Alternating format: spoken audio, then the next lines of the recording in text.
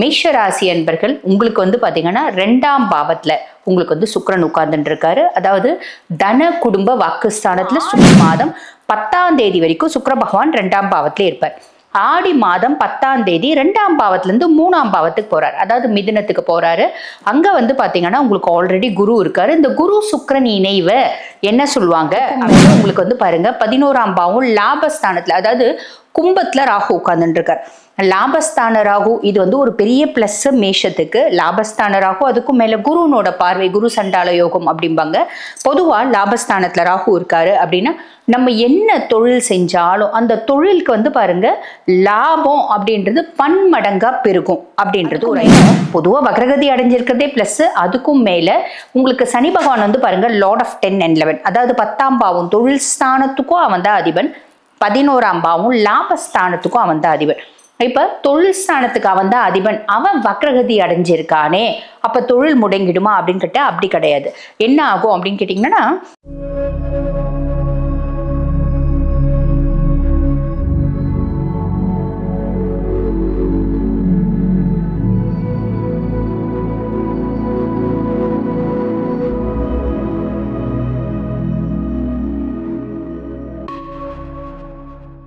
வணக்கம், நான் டாக்டர் தீபா லலன். இன்னைக்கு நம்ம என்ன டாபிக் பத்தி டிஸ்கஸ் பண்ண போறோம் அப்படின்னா ஆடி மாத பலன்கள் தாங்க பார்க்க போறோம்.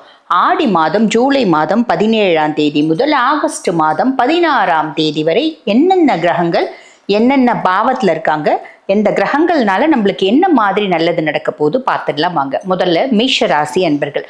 மேஷ ராசி அன்பர்கள் உங்களுக்கு வந்து பாத்தீங்கன்னா 2ஆம் பாவத்துல உங்களுக்கு வந்து சுக்கிரன் உட்கார்ந்துட்டு இருக்காரு. அதாவது தன குடும்ப வாக்குஸ்தானத்துல சுக்கிரன், தன குடும்ப வாக்குஸ்தானத்துல சுக்கிரன் இந்த மாத ஆரம்பத்துல இருக்காரு. அப்ப இந்த தன குடும்ப வாக்குஸ்தானத்துல சுக்கிரன் இருக்கிறதுனால உங்களோட சொல்வாக்கு செல்வாக்கு அப்படின்றது அதிகமாகும். நீங்க எந்த முயற்சி செய்கிறீங்க அப்படின்னாலும் அதுல ஒரு குட் லக்கு, ஃபார்ச்சூனு, ஒரு அதிர்ஷ்டம் அப்படின்றது வரும். குடும்பத்துல சில பல குழப்பங்கள் இருந்து வந்துச்சு அப்படின்னா அந்த சில பல குழப்பங்கள் என்டையர்லி ரிலீவ் ஆயிடாது. ஏதோ பரவாயில்லப்பா, முன்னைக்கு இப்போ ஏதோ பரவாயில்ல அப்படின்ற மாதிரி இருக்கும். ஃபேமிலியில வந்து பாருங்க ஒரு ஹாப்பினஸ், ஒரு சந்தோஷம் அப்படின்றது மேலோங்கும். ஆடி மாதம் 10ஆம் தேதி வரைக்கும் சுக்கிர பகவான் 2ஆம் பாவத்துல இருப்பார். ஆடி மாதம் 10ஆம் தேதி 2ஆம் பாவத்துல இருந்து 3ஆம் பாவத்துக்கு போறாரு, அதாவது மிதுனத்துக்கு போறாரு. அங்க வந்து பாத்தீங்கன்னா உங்களுக்கு ஆல்ரெடி குரு இருக்காரு. இந்த குரு சுக்கிரன் இணைவை என்ன சொல்லுவாங்க அப்படின்னா மகாலட்சுமி யோகம் அப்படின்னு சொல்லுவாங்க. தைரியஸ்தானத்துல குரு இருக்காரு. குருவும் சுக்கிரனும் சேர்ந்து இணைஞ்சு இருக்கிறது அப்படின்றது ஆடி மாதம் 10ஆம் தேதி முதல் இவங்க வந்து 2 பேரும் இணைகிறாங்க. அப்ப இந்த இணைவு அப்படின்றது ஒரு எல்லாருக்குமே ஒரு அதிர்ஷ்டம் அப்படின்றத ஏற்படுத்தி கொடுக்கும். அதிர்ஷ்டம் அப்படின்னும் போது வந்து பாருங்க நம்ம வந்து பெரிய லெவல்ல ஒரு கனவு காணுவோம். உதாரணத்துக்கு சொல்றேன் அப்படின்னு வச்சுக்கோங்க, நான் ஒரு கார் வாங்குறேன் அப்படின்னு ஒரு ஜாக்குவார் வாங்கலாமா அப்படின்னு ஆசைப்படுவேன். அந்த லெவலுக்கு நம்ம எக்ஸ்பெக்ட் பண்ண வேண்டாம். அவங்க தகுதிக்கும் அவங்க செய்யக்கூடிய தொழிலுக்கும் ஏற்ப, வாழ்வாதாரத்துக்கும் ஏற்ப ஒரு அதிர்ஷ்டம் அப்படின்றது இருக்கும், கவலைப்பட வேண்டாம். அதே மாதிரி 4ஆம் பாவத்துல வந்து பாத்தீங்கன்னா கடகத்துல சூரியன் உட்கார்ந்துட்டு இருக்காரு, அவரோட புதனும் இருக்காரு.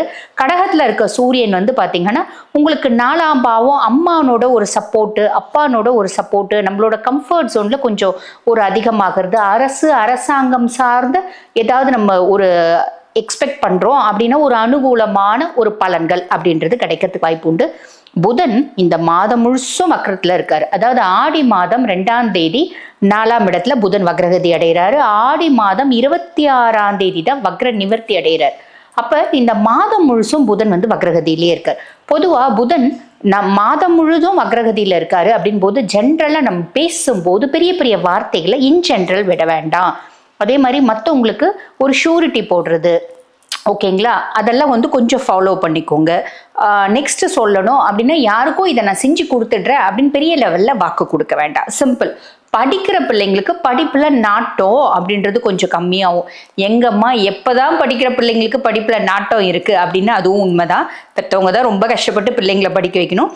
இது இன் ஜென்ரலாவே வந்து பாருங்க அந்த படிக்கணும் அப்படின்ற ஆர்வம் கொஞ்சம் குறையும். ஏன்னா புதன் தான் வந்து பாருங்க உங்களுக்கு வாக்கு, படிப்பு, ஞானம், தெளிவு எல்லாத்துக்கும் காரகன். பொதுவாக வந்து பாருங்க சுபர்கள் அவங்க வந்து என்ன வக்ரகதி அடைஞ்சாலும் மொத்தமாக கெடுத்துட மாட்டாங்க. ஸோ இது ஒரு சிம்பிளான விஷயம் தான், பெருசாக கவலைப்படணும் அப்படின்ற அவசியம் இல்லை. சிம்மம் அவங்களுக்கு 5ஆம் பாவத்தில் வந்து பார்த்தீங்கன்னா செவ்வாய் கேது இணைஞ்சு இருக்காங்க. இது வந்து பார்த்தீங்கன்னா 5ஆம் பாவம் ஆடி மாதம் 12ஆம் தேதி வரைக்கும் இந்த செவ்வாய் கேது இணைவு. அப்ப செவ்வாய் கேது இணைவு அப்படின்றது வந்து பாருங்க ஆடி மாதம் 12ஆம் தேதி வரைக்கும் பூர்வீக சொத்து பத்தி ஏதாவது நாங்க கேட்கணும் அப்படின்னா பெருசா ஃபேவரா இல்லை. நம்மளுக்கு வந்து பாருங்க கொஞ்சம் கோவம் வரும், டென்ஷன் வரும். அப்பா சார்ந்த சொந்தக்காரங்கிட்ட ஏதாவது சொத்து பத்து பழகணும், ஏதோ விஷயம் பஞ்சாயத்துக்கு போறீங்க அப்படின்னு பெருசா கோவப்படுவீங்க. ஆடி மாசம் 12ஆம் தேதிக்கு அப்புறம் என்ன ஆகுது அப்படின்னா செவ்வாய் சிம்மத்துல இருந்து கன்னிக்கு வர. பொதுவா ஒரு வார்த்தை சொல்லுவாங்க, கன்னி செவ்வாய் கடலும் வற்றும் அப்படிம்பாங்க. அது பொதுவா என்ன ஒரு அர்த்தம்னா நீர்நிலைகள்ல நீர் வரப்பு வந்து குறையும், நீர்னோட நிலை குறையும் அப்படின்றது. பட் பியாண்ட் தட் உங்களுக்கு ருணரோக சத்ருஸ்தானத்துல செவ்வாய் அப்படின் போது பெருசா வந்து யார்கிட்டயும் பெரிய லெவல்ல பகை பேசி சண்டை போட்டு ஒரு பகையை கிரியேட் பண்ணிக்க வேண்டாம் அப்படின்றது தான் சிம்பிள். மற்றபடி பெருசாக கவலைப்பட வேண்டாம். ஓகேங்களா? தனிநபர் கடன் அப்படின்றது வேண்டாம். அதுக்கும் மேலே உங்களுக்கு வந்து பாருங்க 11ஆம் பாவம் லாபஸ்தானத்தில், அதாவது கும்பத்தில் ராகு உட்கார்ந்துட்டு இருக்கார். லாபஸ்தான ராகு இது வந்து ஒரு பெரிய பிளஸ் மேஷத்துக்கு. லாபஸ்தான ராகு அதுக்கும் மேல குருனோட பார்வை, குரு சண்டால யோகம் அப்படிம்பாங்க. பொதுவா லாபஸ்தானத்துல ராகு இருக்காரு அப்படின்னா நம்ம என்ன தொழில் செஞ்சாலும் அந்த தொழிலுக்கு வந்து பாருங்க லாபம் அப்படின்றது பன்மடங்கா பெருகும் அப்படின்றது ஒரு ஐதீகம். ஸோ அது வந்து ஒரு பெரிய பிளஸ் அப்படின்னு தான் சொல்லலாம். அதுக்கும் மேல உங்களுக்கு வந்து பாத்தீங்கன்னா மீனத்துல சனி, அதாவது 7 நாட்டு சனி, சனி பகவான் வக்ரகதி அடைஞ்சிருக்காரு. ஏறக்குறைய 137 நாட்கள் வக்ரகதியில தான் இருக்க போறார். அப்ப உங்களுக்கு இந்த மாசமும் முழுசும் வக்ரத்துல இருக்க போறார். அப்ப உங்களுக்கு 7 நாட்டு சனி வக்ரகதி அடைஞ்சு இருக்கிறது அப்படின்றது மேஷத்துக்கு ஒரு பெரிய பிளஸ். எப்படின்னா என் தலையில பெரிய லோடு இருக்குமா, அந்த லோடு வந்து பெருசா வந்து குறைஞ்சிடுச்சு, லோடை இறக்கி வச்ச மாதிரி இருக்கு, என்னென்ன ஆஸ்வாசிக்கப்படுத்திக்க முடியுது. இந்த ஏறக்குறைய 4.5 மாசம் கொஞ்சம் ஃப்ரீயா தான் இருக்கும், அதுல ஒரு மாசம் ஆடி மாசம். அப்ப சனியினோட ஒரு பீடிக்கை இல்லை அப்படின்னாலே நம்மளால கொஞ்சம் ஃப்ரீயா இருக்க முடியும் அப்படின்னு அர்த்தம். உதாரணத்துக்கு சொல்லணும் அப்படின்னா இப்ப 7 நாட்டு சனி அப்படின்றது ஒரு சிலருக்கு இன்னும் அறிகுறிகளே தெரிய ஆரம்பிக்கல, 7 நாட்டு சனியினோட காம்ப்ளிகேஷன்ஸே தெரிய ஆரம்பிக்கல. ஏன்னா அவங்க தசை சூப்பரா இருக்கலாம், தசநாதன் வலு பெற்று இருக்கலாம் ஜாதகத்துல. ஓகேங்களா? அதனால பெருசா வந்து தெரியாது.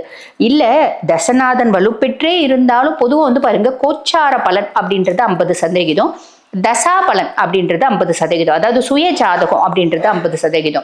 இப்ப கோச்சாரநாதன் உங்களை முழுசும் கெடுக்கணும் அப்படின்னு 7 நாட்டு சனியில இருக்கிறா அப்படின்னாலும் உங்க தசநாதன் சூப்பரா இருக்கா அப்படின்னா பிரச்சனையே இல்லை. ஓகேங்களா? 50% இம்பாக்ட் தான் ஏற்படும்.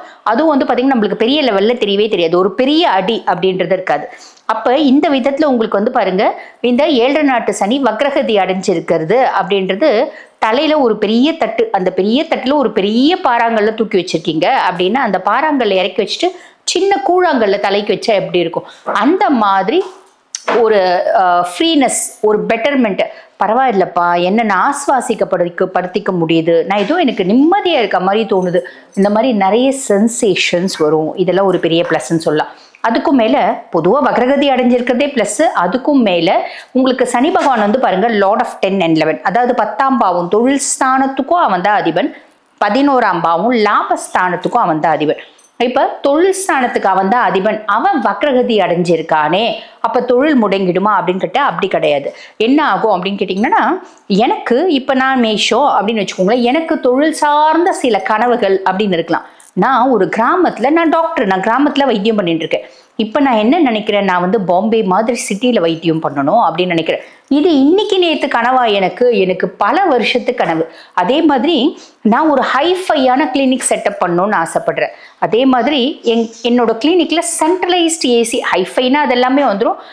எனக்குன்னு ஒரு 10 ஸ்டாஃப்ஸ் வைக்கணும்னு ஆசைப்படுறேன். எல்லாருமே ரொம்ப வந்து பார்த்தீங்கன்னா ரொம்ப அட்ராக்டிவா இருக்கணும்னு ஆசைப்படுறேன். இப்படி தொழில் சார்ந்து எனக்கு பல ஆசைகள் இருக்கு அப்படின்னா அதுல 1-2 இந்த வக்ரகதி அடையிற காலத்துல பூர்த்தி பண்ணுவார் சனி பகவான். அதே மாதிரி லாபஸ்தானத்துக்கும் அவர் தான் அதிபர். எனக்கு லாபம் குறித்து பல ஆசைகள் இருக்கு. நான் 10 ரூபாய் சம்பாதிக்கணும்பா, 10 ரூபாய்க்கு நான் வந்து வேலை செய்யறேன் அப்படின்னா 100 ரூபாய் சம்பாதிக்கணும். நான் சம்பாதிக்கிறது இந்தந்த விதத்துல சம்பாதிக்கணும், இந்தந்த மாதிரி நான் பிளான் பண்ணணும், அதை ப்ராபகேட் பண்ணணும். இப்படி என்னோட லாபம் சார்ந்து இப்படி பண்ணா இவ்வளோ லாபம் வரும், இப்படி பண்ணா இவ்வளோ லாபம் வரும், இந்த மாதிரி நான் கணக்கு லாபம் சார்ந்து நிறைய கணக்கு போட்டு வச்சிருக்கேன் அப்படின்னா அதுல 1-2 சனி பகவான் வந்து பாத்தீங்கன்னா ஃபுல்ஃபில் பண்ணி தருவாரு. அப்ப இந்த ஆடி மாதம் அந்த மாதிரி 10ஆம் பாவம் 11ஆம் பாவம் சார்ந்து உங்களோட எண்ணங்கள் ஏதாவது இருக்கு, ஆசைகள் ஏதாவது, நூற்றுக்கணக்கான ஆசைகள் இருக்கு அப்படின்னா அதுல ஒரு சிலதை வந்து பாத்தீங்கன்னா ஒரு சிலதை சனி பகவான் பூர்த்தி பண்ணி கொடுப்பாரு. இது ஒரு பெரிய பிளஸ் அப்படின்னு சொல்லலாம். அப்ப ஆடி மாதம் பெரிய பிளஸ் என்னென்ன, ஃபர்ஸ்ட் விஷயம் வந்து பாத்தீங்கன்னா இந்த குரு சுக்கிரன் சேர்க்கை, இது ஒரு மகாலட்சுமி யோகம், லக்ஷ்மி யோகம் அப்படிம்பாங்க. இது ஒரு பெரிய பிளஸ். சனி பகவான் வக்ரகதி அடைஞ்சிருக்கிறது ஒரு பெரிய பிளஸ் அப்படின்னு சொல்லலாம். என்ன சூப்பரா இருக்கு அப்படின்னாலும் நீங்க பரிகாரம் அப்படின்னு ஏதாவது சொல்லுவீங்களேம்மா, அந்த விதத்துல எங்களுக்கு என்ன பரிகாரம் அப்படின்னா, ஆடி செவ்வாய் தோறும் முருகனை போய் பார்த்து வழிபாடு பண்ணிட்டு வாங்க. உங்க லைஃப் வந்து பாருங்க ரொம்ப சூப்பர் டூப்பரா இருக்கும். ஆடி மாசம் ஆன் தி ஹோல் எப்படி இருக்கு? ரொம்ப நல்லா இருக்கு. வாழ்த்துக்கள். இப்ப நான் சொன்னது வந்து பாருங்க, ஒவ்வொரு ராசிக்கும் ஆடி மாதத்துக்கான ஒரு பொதுவான கோச்சார பலன். இது வந்து பாருங்க 50% தான். உங்க சுய ஜாதகம் 50%, ரெண்டுத்தையும் கம்பைன் பண்ணாதான் 100% உங்களுக்கு வந்து பாத்தீங்கன்னா பலன்கள் அப்படின்றது தெரிஞ்சுக்க முடியும். இந்த பதிவை பார்த்துட்டு இருக்கோங்க, என்னோட சுய ஜாதகத்தை நான் பார்க்கணுங்க, ப்ரெடிக்ட் பண்ணிக்கணும், அனலைஸ் பண்ணிக்கணும் அப்படின்னு விருப்பப்பட்டீங்க அப்படின்னா, நான் பேசிட்டு இருக்கும் போது என்னோட வாட்ஸ்அப் நம்பர் கொடுத்துருப்பாங்க, 9994366066. அந்த நம்பருக்கு கால் பண்ணி அப்பாயின்மெண்ட் ஃபிக்ஸ் பண்ணி என்கிட்ட பேசிக்கலாம். தேங்க்யூ.